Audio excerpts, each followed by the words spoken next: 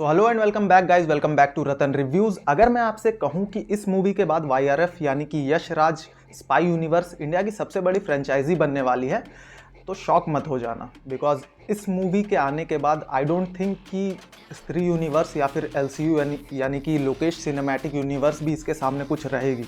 तो पठान जैसी commercially successful movie देने के बाद वाईआरएफ स्पाई यूनिवर्स एक और मूवी लेकर आ रही है, जो कि वॉर मूवी का सीक्वल होने वाली है, वॉर 2। तो अगर इस मूवी की हाइप की बात करें तो इसके लिए दो मेन रीजंस है। सबसे पहले Hrithik Roshan, the Greek God himself.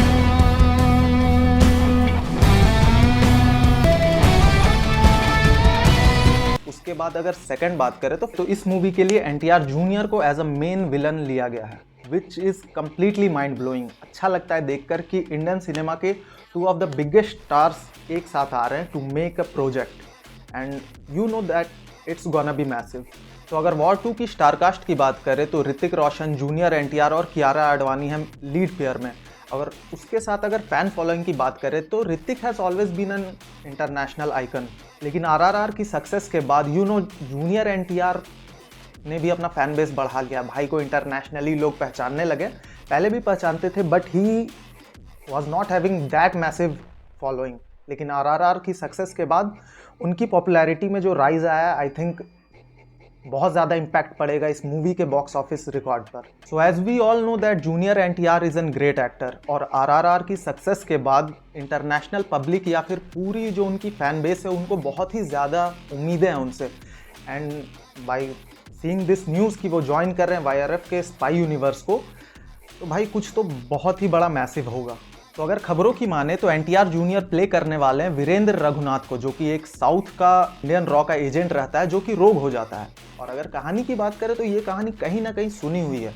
Pathan में भी सेम स्टोरी थी। अगर जिम के कैरेक्टर से कंपेयर करें तो जिम ऑल्सो वेंट रोग।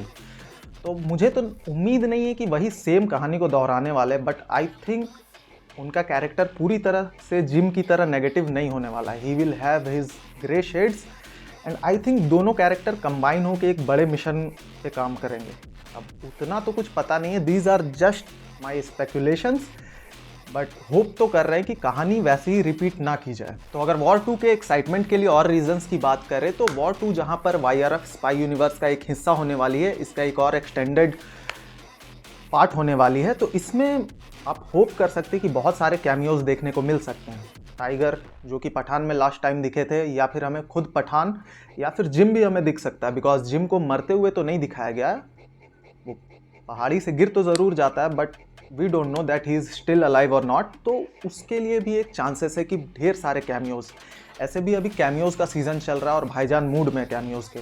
बेबी जॉन, सिंघम अगेन, इन दोनों मूवीज़ में तो भाईजान के कैमियोज दिखे ही थे। देन वी कैन होप कि इसमें भी कैमियो देखने को मिले।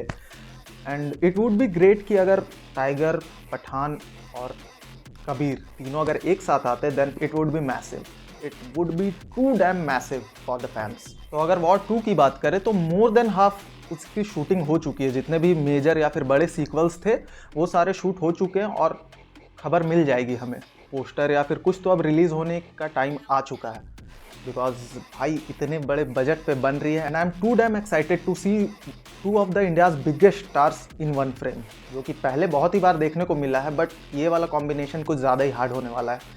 अगर जूनियर एनटीआर और ऋतिक के डांस को भी कंपेयर कर ले देन उसमें भी टक्कर है भाई, दोनों टक्कर का मुकाबला है। तो वी होप जल्दी से जल्दी आए।